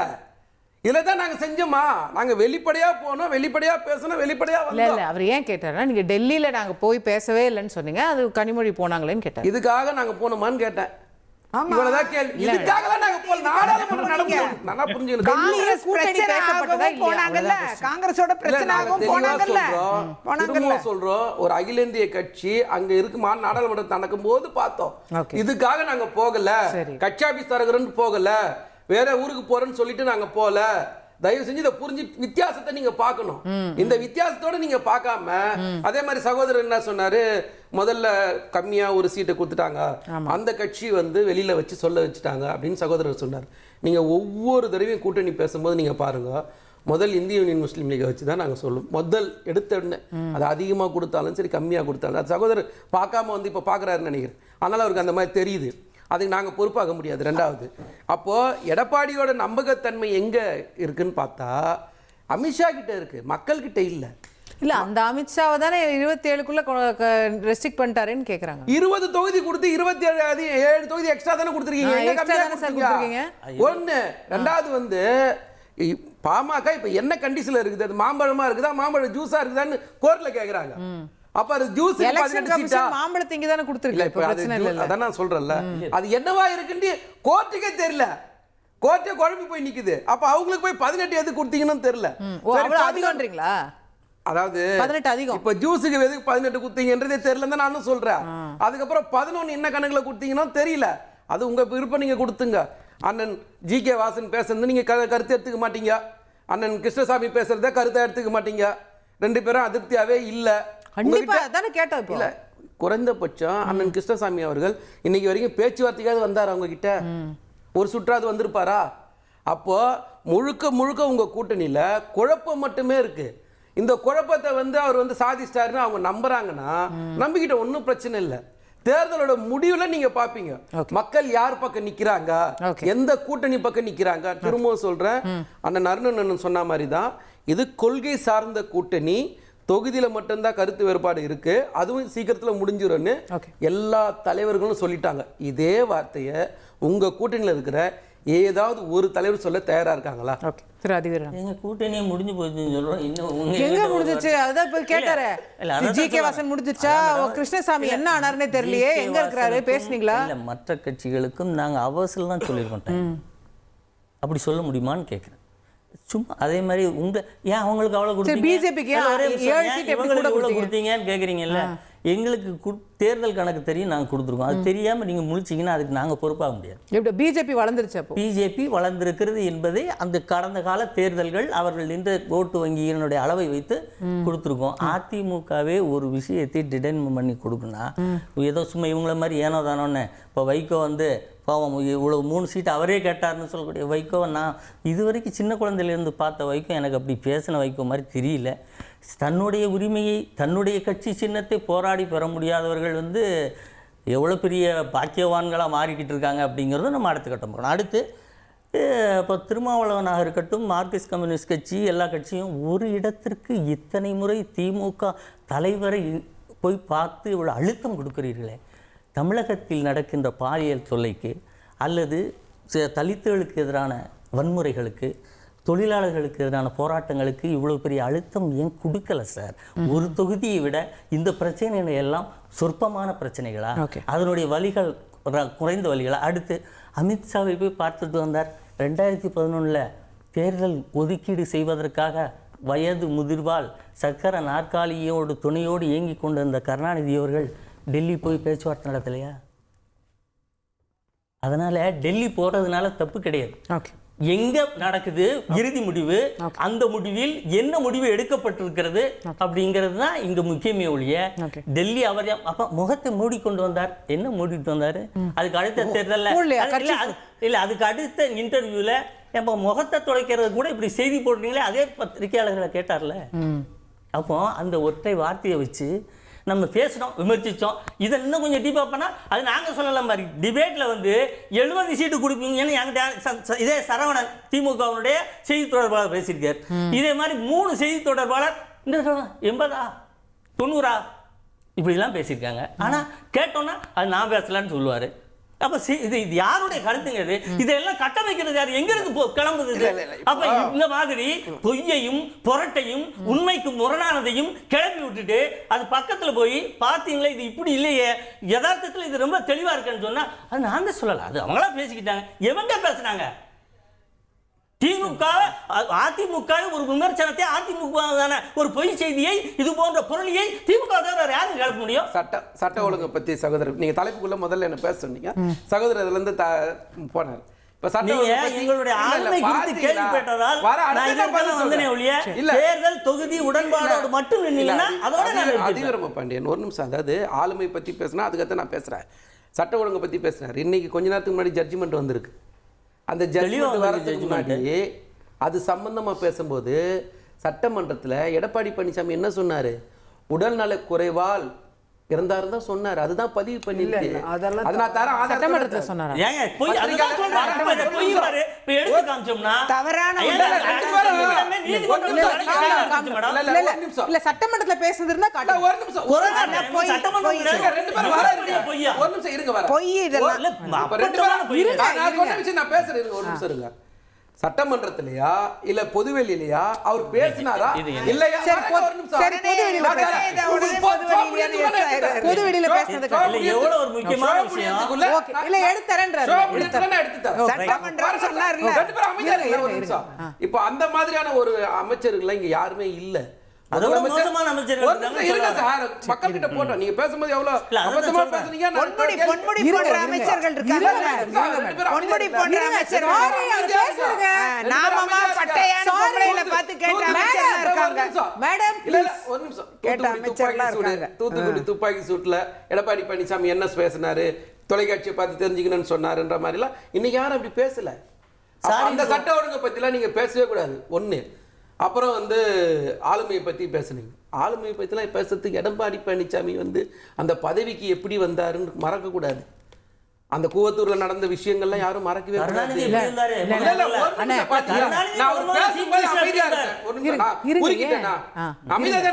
மக்கள்கிட்ட போய் சேரட்டும், ஒன்றும் பிரச்சனை. அந்த இடத்துக்கு எப்படி வந்தாரு, எவ்வளவு ஆளுமையோட வந்தாரு அப்படின்னு மக்கள் பார்த்தாங்க. அதெல்லாம் யாரும் மறுக்கவே முடியாது.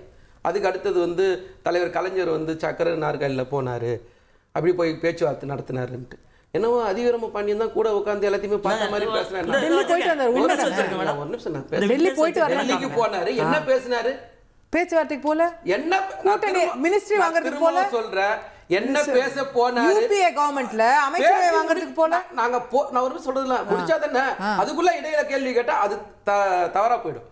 அப்போ போனது என்னதுக்காக போனாரு, எதுக்காக போனாரு நீங்களே சொல்லிடுங்க. அன்னைக்கு தலைவர் கலைஞரே வெளிப்படையா சொல்லியிருக்காரு. எதுக்கு போனாரு? மாநில உரிமைக்காக, நம்ம என்ன உரிமைக்காக நம்ம போராடணுமோ அதுக்கேத்த மாதிரி பேசணுன்றதுக்காக தான் போனேன்னு சொன்னாரே தவிர நீங்க சொல்ற மாதிரிலாம் சீட்டுக்கு பேசவே போல.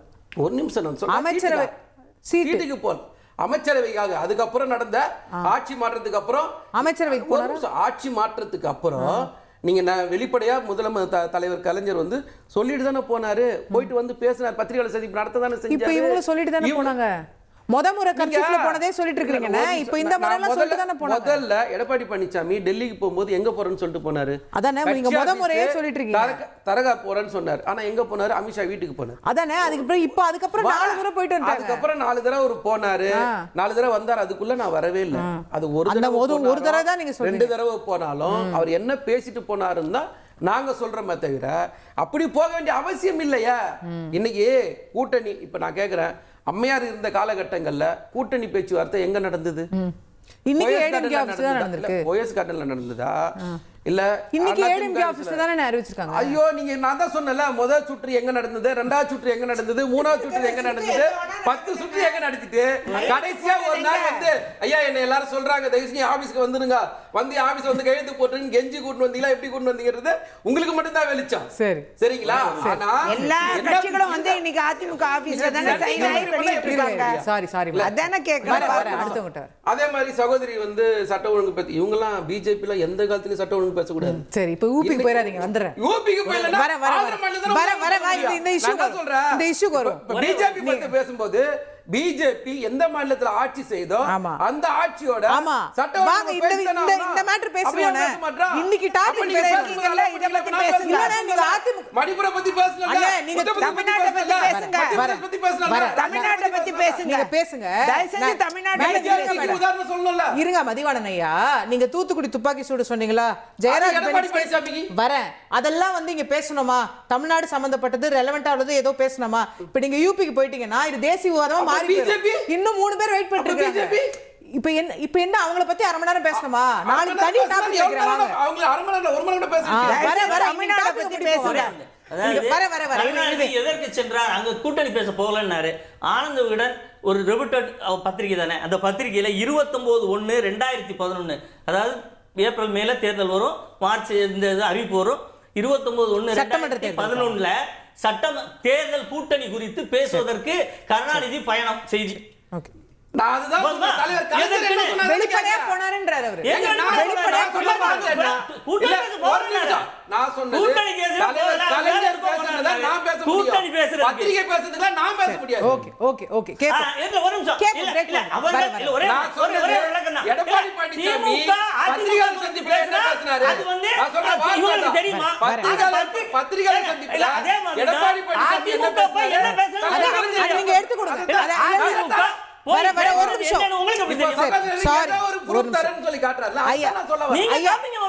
சரி இருங்க ஐயா, இருங்க 2 பேர் இருங்க.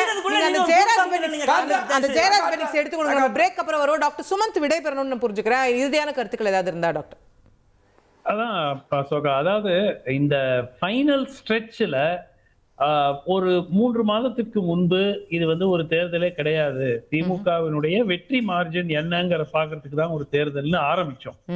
ஆனால் இன்று இந்த நகர மொமெண்டம் வந்து என்டிஏ கூட்டணிக்கு வலுவாகிறதுக்கு 2 காரணம். ஒண்ணு, விஜயுடைய ஒரு மாதிரி டிராப் ஆஃப் ஆயிடுறாரு, அந்த மொமெண்டம் இல்ல, ஆக்டிவ் கேம்பெயின் கிடையாது, எதுவுமே ஒன்றும் நடக்கல.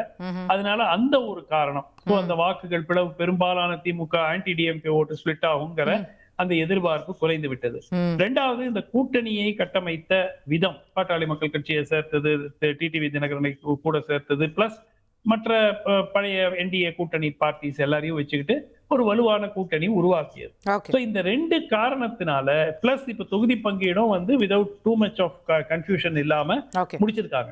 சோ இதன் காரணமாக இது வந்து ஒரு கடுமையான போட்டி. 3 மாதத்துக்கு முன்பு இது முடிந்து போன ஒரு தேர்தலாக இருந்தது. இன்று ஒரு கடுமையான போட்டி, இருமுனை போட்டி திமுக கூட்டணிக்கும் அதிமுக கூட்டணிக்கும் இருக்கக்கூடிய இருமுனை போட்டியாக மாறி இருக்கிறது. கேட்போம். திரு பிரகாஷ் அவர்கள்ட்ட கொண்டு போக நினைக்கிறது. திரு டாக்டர் சுமந்த் பேசிட்டு இருந்ததை கேட்டிருப்பீங்க. இது ஒரு இருமுனை போட்டியா ஸ்ட்ராங்கா இப்ப எஸ்டாப்ளிஷ் பண்ணிட்டாங்க. இந்த பக்கம் ஒரு கூட்டணி, அந்த பக்கம் ஒரு கூட்டணி, எந்த சந்தேகமும் இல்லை அப்படின்னு ஒரு இமேஜை இப்போ உருவாக்கி இருக்கிறாங்கன்னு ஏத்துக்கிறீங்களா?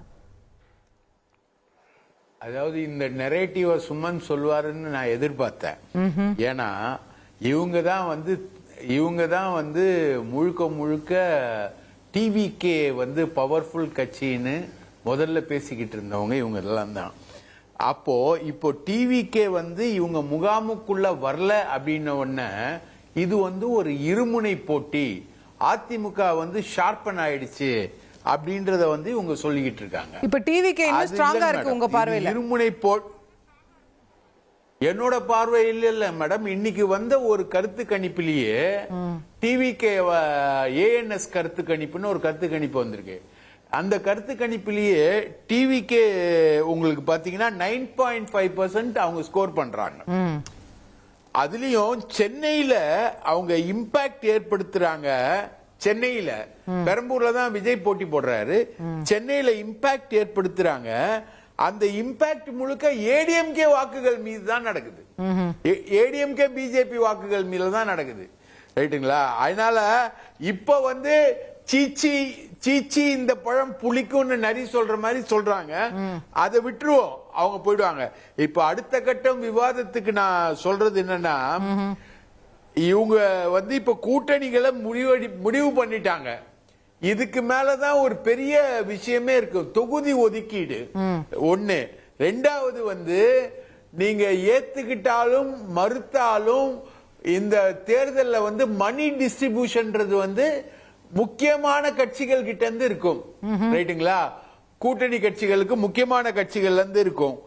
அது உங்களுக்கு இந்த முறை இந்த பேச்சுவார்த்தையில ஏற்பட்ட சலசலப்புகள் அந்த முக்கியமான விஷயத்தை டிஸ்டர்ப் பண்ணும். இன்னொன்னு கனிமொழி விஷயம் இவங்க பேசினாங்க மேடம். நேத்து கூட கனிமொழி காங்கிரஸோட பேசியிருக்காங்க.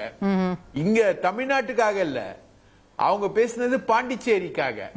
பாண்டிச்சேரியில திமுக கூட்டணியில ஒரு இஷ்யூ வரும்பொழுது கிரீஷ் ஜோடங்கர் அங்கேயும் பிரச்சனை பண்ணும்பொழுது சிதம்பரம் ஸ்டாலினை காலையில பார்த்து பேசுறாரு, சாயந்தரம் கனிமொழி டெல்லியில பேசிதான், போன்ல பேசிதான் அந்த பிரச்சனையே காங்கிரஸோட இருந்த பிரச்சனையை முடிவுக்கு கொண்டு வந்திருக்காங்க. திரு பிரகாஷ் குறுக்கிடுறதுக்கு மன்னிக்கணும். இப்படியே ஸ்கிரீன்ல நம்ம மதிவாணன் சாரையும் நம்ம அருணன் சாரையும் காட்டுங்க. ரெண்டு பேருடைய சந்தோஷத்தையும் மகிழ்ச்சியும் நம்ம மக்களுக்கு காட்டிடலாம். ரெண்டு பேரும் எவ்வளவு மகிழ்ச்சியா இந்த செய்தியை வரவேற்கிறாங்க, இந்த பிரேக்கிங் நியூஸ் அப்படின்னு. திரு அருணன் மகிழ்ச்சியா? உண்மை, கண்டிப்பா கண்டிப்பா. நான் அதான் இப்ப சொல்லிட்டு இருந்தேன் உங்ககிட்ட சகோதரி. இந்த அணியில் இருந்துதான் இந்த தேர்தலை சந்திக்க போறோம் என்கிற அந்த வாக்கியம் ரொம்ப முக்கியம் என்பதை நான் சொன்னேன். அவை அநேகமாக இறுதிப்படுத்தப்படும். இப்ப முதலமைச்சர் சந்திச்சுட்டு இருக்காங்கிற செய்தியை நான் உங்ககிட்ட சொன்னேன். அதுதான் நடந்திருக்கு. இப்ப இது ஒரு புறம் இருக்க, நம்முடைய அதிமுக இல்ல, நான் தொடர்ந்து கொஞ்சம் பேசுறேன். நம்முடைய அதிமுக நண்பர் ஒரு விஷயத்தை சொன்னார். என்னங்கய்யா இந்த ஒரு தொகுதிக்காக இவ்வளவு தூரம், இதே போல நீங்க தொழிலாளர்களுடைய பிரச்சனைகளுக்காக இவ்வளவு தூரம் அழுத்தமாக போராடினீங்களா அப்படிங்கிற மாதிரி ஒரு கருத்தை சொன்னார். எனக்கு ரொம்ப வினோதமா வேடிக்கையா இருந்துச்சு. எங்கய்யா சாம்சங், அந்த காலத்துல சொல்றேன், சாம்சங் போராட்டத்துக்காக போராடினது நாங்க. அந்த போராட்டத்தை தேவையற்றது என்று கண்டிச்சது பாஜக. தொழிலாளர் விரோத சட்டங்கள் 4 கொண்டு வந்தது பாஜக. அந்த பாஜகவோட கூட்டணி வச்சுக்கிட்டு நீங்க தொழிலாளர்கள் உரிமைகள் பற்றியெல்லாம் போராட்டங்கள் பற்றியெல்லாம் பேசலாமா? அதிமுக பேசலாம் சார். இன்னும் கூட அவர் முடிக்கட்டும். திமுக இருங்க மேடம், அவர் முடிக்கட்டும். ஐயா பேசுங்க. நான் கேட்கிறேன். ஐயா பேசுங்க. இல்ல எவ்வளவு அரசு ஊழியர் ஆசிரியர் பிரச்சனை, பழைய போனஸ ஒழிச்சு கட்டினது அதிமுக ஆட்சி.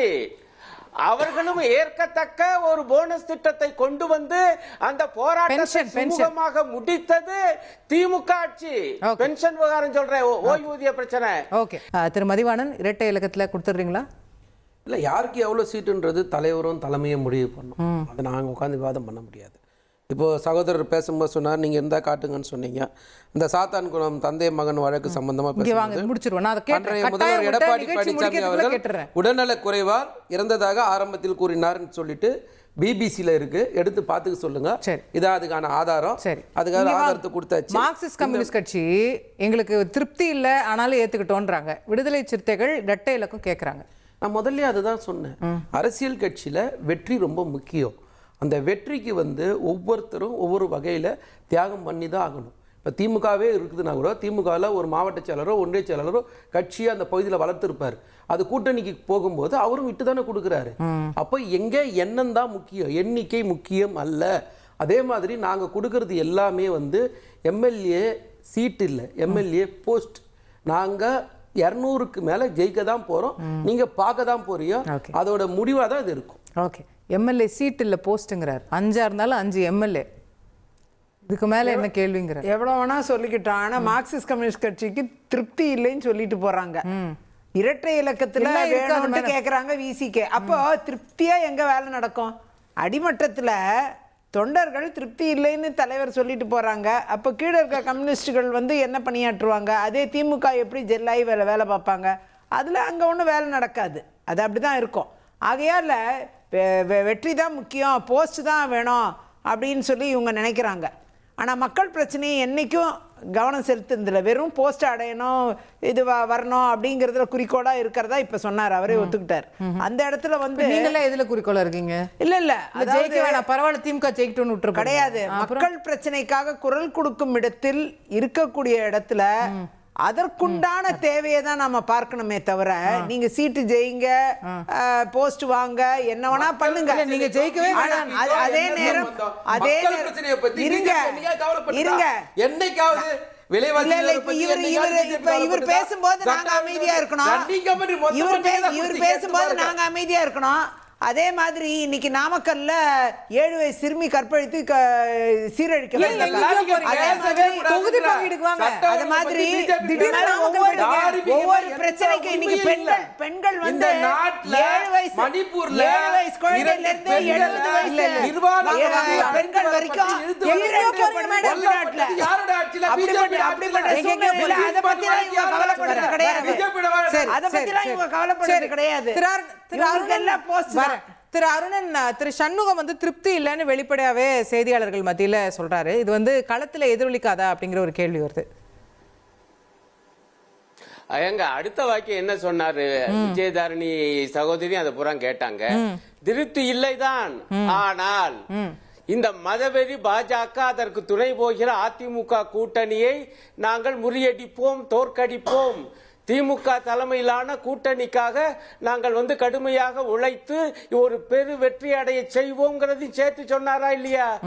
உண்மையே சொல்றாரு. எண்ணிக்கையை பொறுத்தவரையில எங்களுக்கு திருப்தி இல்லதான், ஆனா அதுக்காக கூட்டணியை விட்டு கொடுத்துட மாட்டோம். இதுதான் வரலாறு. மக்கள் பிரச்சனைக்காக நிப்போம் எங்கேயா ஒரு வார்த்தை சொன்னாங்களா? மக்கள் பிரச்சனைக்காக நிப்போம், அதுக்கும் குரல் கொடுப்போம். தமிழ்நாட்டுல நடக்கிற இந்த சம்பவங்களுக்கு என்னைக்கா குரல் கொடுத்தாங்க? கம்யூனிஸ்டுகள் ஒண்ணுமே பேசவே இல்ல. மக்கள் பிரச்சனைக்காக பேசவே இல்ல. என்னைக்காவது ரேப் கேசஸ்க்காக என்னைக்கா பேசிருக்காங்களா? ஒரு விஷயம் கொஞ்சம் என்ன பேச என் நேரத்தை எடுக்கிறாங்க பாருங்க. இல்லங்க, இப்ப கூட திமுக கூட்டணி அதுல 2 கம்யூனிஸ்ட் கட்சிகளும் கலந்து கொண்ட ஒரு மிகப்பெரிய ஆர்ப்பாட்டம் தமிழ்நாடு முழுக்க நடந்துச்சு. எதுக்காக? கேஸ் சிலிண்டர் தட்டுப்பாட்டுக்காக. படு மோசமான மோடி ஆட்சியின் காரணமாக, வெளியுறவு கொள்கையின் காரணமாக பெண்கள் ரேப் பண்ணி கொலை பண்ணப்படுறாங்களே, இதுக்கு என்னைக்கா போராட்டம் நடத்துனீங்களா தமிழ்நாட்டுல? அதுக்கு பதில் சொல்லுங்க. நாங்க பொம்பளைங்க தான். பெண்களுக்கு எதிராக இவ்வளவு குற்றங்கள் நடக்குது, இதுக்கு என்னைக்காவது நீங்க போராட்டம் நடத்துனீங்களா? என்னைக்காவது நடத்துனீங்களா? அதை நடத்துங்க. ஏங்க முதல்ல அடுத்த ஏக உங்க கட்சியுடைய தலைவர் ஒருத்தரை பத்தி உங்க கட்சி பெண் பிரமுகர் இப்ப ஒரு புகார் கொடுத்து வந்துகிட்டு இருக்கு. கிருஷ்ணகிரியில 2 வயசு குழந்தைய கற்பழிச்சு சீரழிச்சானே ஒரு திமுக நிர்வாகி, அத பத்தி போராட்டம் நடத்தலையா? சீட் கேட்க மட்டும் நிக்கிறீங்க. பாஜகக்கு என்ன சீட் மட்டும் கேக்குறீங்க. சீட் மட்டும் கேக்குறீங்க. சீட் வேணும் கேக்குறீங்க. இந்த பிரச்சனைக்காக குரல் கொடுத்தீங்களா? பாஜக தமிழ்நாட்டை பத்தி பேசுங்க. 55% இன்னைக்கு பெண்களுக்கு எதிரான குற்றம் இன்க்ரீஸ் ஆயிருக்கு. 125% சிறுவர்களுக்கு எதிரான குற்றங்கள் இன்க்ரீஸ் ஆயிருக்கு. தமிழ்நாட்டுல குற்றங்கள் இன்க்ரீஸ் ஆயிருக்கு. இத பத்தி என்னைக்காவது குரல் கொடுத்தீங்களா? கிடையாது. NCRP டேட்டா இதெல்லாம் மாத்தி பேசக்கூடாது. மாத்தி பேசுறவங்க நம்ம வந்து தொடர்ந்தே பேசிட்டே இருக்க முடியாது. பேசிய நேரத்தை எடுக்குது. ஓகே, திரு அதிவீர ராமப்பன். கூட்டணி எடுக்குது, அது இது வருது போதுங்கிறீங்க. என்ன பேச்சுவார்த்தையை நடத்தி அதிமுக எங்களுக்குள் எந்த கட்சிக்கும் எந்த வருத்தமும் இது போன்று தெரிவிக்க வேண்டிய நிலை இல்லை. அதே மாதிரி இப்போ மார்க்சிஸ்ட் சொல்றது பார்த்தா இதுக்கு பருத்தி மூட்டை குடோன்லேயே இருந்திருக்கலாம் அப்படிங்கிற நிலைமை தான். இப்போ நீங்கள் விசிகா சொல்கிறத பொறுத்த வரைக்கும் தீர்மானம்லாம் நல்லா இருக்கும். நாளைக்கு வந்து இதே போன்ற ஒரு அறிவிப்பை கூட அறிவிச்சிட்டு போகலாம். இதெல்லாம் வந்து நேரத்தையும் இதையும் ஒரு விரயமாக்குற விவாதங்கள் தானே ஒழிய அங்கே இயல்பான தன்மை இல்லை. கடைசியாக திமுகவினுடைய நிர்பந்தத்திற்கு இவர்கள் அடிபணிந்தே தீர வேண்டும் என்பதை மறைப்பதற்காக பார்த்தீர்களா பிஜேபி இருக்கிறது, அவர்களோட நடக்கிறது. தமிழ்நாட்டோட தேர்தல், சட்டமன்ற தேர்தலில் யாரு எத்தனை இடங்களில் நிற்பார்கள், ஜெயித்து யார் ஆட்சி அமைப்பார்கள், இது போன்ற உங்களுடைய ஆட்சியை பேசவே முடியாத ஒரு போர்வையில் இருக்கிற உங்களை போன்ற கட்சிகளை தமிழகத்திலிருந்து எராடிகேட் பண்ணும் டெல்லிக்கு போய் காங்கிரஸ் டெல்லியில இருக்கு, சிபிஎம் டெல்லியில இருக்கு, ஆம் ஆத்மி டெல்லியில இருக்கு. மூணு டெல்லியை வச்சுக்கிட்டு தமிழ்நாட்டு இப்படி நாசம் பண்ணாதீங்கிறதா எங்களுடைய வாதம். எப்படி கூத்தாடி பாவம் 27 வாக்கியம் வச்சிருக்கீங்க? அதான் இல்ல 27 பாவம் 28 கொடுத்த நீங்க பெரிய தைரியசாலியா? என்ன சார் விவாதம் வைக்கிறதுக்கு ஒரு பொருள் வேண்டாவா? 27க்குள் நிறுத்தியது பாவமா? 28 போராடி கழுத்த முடிச்சு நெருங்கிறாத குறைய வாங்கிட்டாங்க. அது வந்து திறமை சார். அண்ணன் சார், இந்த ஒரு விமர்சனம் வந்து சிரிச்சுக்கிட்டே பேசுற தன்மையில இருந்து மிக தெளிவா தெரியுது நீங்க எந்த அளவுக்கு திமுகவால அமுக்கப்பட்டு நசுக்கப்பட்டிருக்கீங்கிறது. இல்லையா பாஜக 5க்கு மேல 1 கூட வாங்க முடியல சார். உங்களால 5க்கு மேல 1 கூட வாங்க முடியல சார். 4 பேர் பேசாதீங்க ப்ளீஸ். இல்லங்க இல்லங்கய்யா, இல்ல அவர் சொன்னதுனால சொல்ல வர்றேன். நீங்க எதுக்கு 7 கொடுக்க வேண்டிய, நீங்க அதான் நிர்பந்தம். நாங்க பேச்சுவார்த்தை நடத்தி முடிவு பண்ணிருக்கோம். அந்த கொள்கை அந்த சீட் உங்ககிட்ட இருந்தானே, திமுக இருந்தானே, நீங்க தான் கொள்கையில இணைஞ்சிட்டீங்களே. அப்ப வேற உங்ககிட்ட இருந்த சீட்டுக்கும் அந்த சீட்டுக்கு என்ன வித்தியாசம்? கொள்கை சொல்லி இல்லையா? அப்போ ஏங்க உங்க இல்ல கொள்கை சொல்லி இருக்கா இல்லையா? கொள்கை சொல்லி இருந்தா இந்த கூட்டணி பேச்சு ஒரு சீட்டுக்கு இவ்வளவு பார்கெயின் பண்ண வேண்டிய அவசியம் என்ன? கொள்கை செல்ல அப்ப இல்ல. அது எங்க பாடுங்க, எங்க கூட்டணியில நடக்கிறது மட்டும் இல்ல. உங்க கூட்டணியில ஒரு அராஜகம் நடந்தா அது எங்க பாடு, எங்க கூட்டணியில ஏதாவது நடந்தா ஊர் பாடா? என்ன சார் லாஜிக் இது? இது அதுதான் நீங்க கேட்டதால அழுத்தத்திற்கு ஆட்பட்டு இருக்கிறீர்கள் என்பதற்கு இதை விட மிகப்பெரிய உதாரணமே தேவையில்லை என்பது என்னுடைய கருத்து. ஏங்க 7 சீட்டு கொடுத்தது நீங்க அடிமை ஆயிட்டீங்கன்னு அர்த்தம். நீங்க அடிமைப்பட்டு கிடக்குறீ, பரம்பரை அடிமை. இவ்வளவு நாள் தொடர்ந்து போய் அடிமை இருக்கீங்க. இல்ல இரண்டு கம்யூனிஸ்டுகள் அடிமைப்பட்டிருக்கிறது. இல்ல இதை விட கேவலமான அடிமைத்தனம் இந்தியாவுல வேற எதுவுமே okay, thank you. Colgate gel கேள்விப்பட்டிருக்கேன். கோல்கேட் ஜெல் புதுசா ஒன்னு அண்ணன் கண்டுபிடிச்சிருக்காரு.